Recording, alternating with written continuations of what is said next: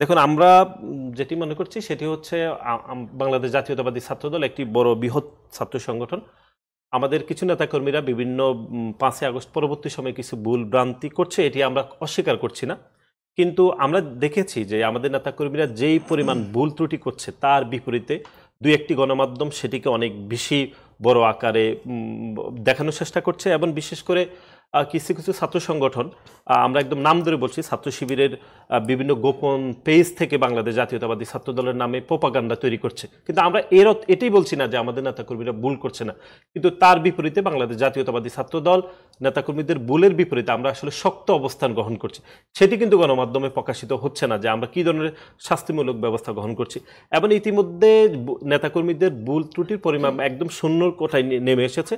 আমরা বিশ্বাস করি যে নেতাকর্মীরা, আপনি যে এখন বলছেন গণমাধ্যম তো প্রকাশ হচ্ছে, সরাসরি লাইভ না সেটা হচ্ছে, কিন্তু আমরা যে আমাদের নেতাকর্মীদের বিরুদ্ধে যে শাস্তিমূলক ব্যবস্থা গ্রহণ করছি, শোকজ বহিষ্কার, সেগুলো গণমাধ্যম অপেক্ষাকৃত কম ভাবে প্রচার করছে। আমরা দোষারোপ করছি না, কিন্তু প্রোপাগান্ডা বাংলাদেশ জাতীয়তাবাদী ছাত্র দলের নামে 5ই আগস্ট পরবর্তী সময় এত বেশি প্রোপাগান্ডা তৈরি হয়েছে যেটি আসলে বোঝানো যাবে না।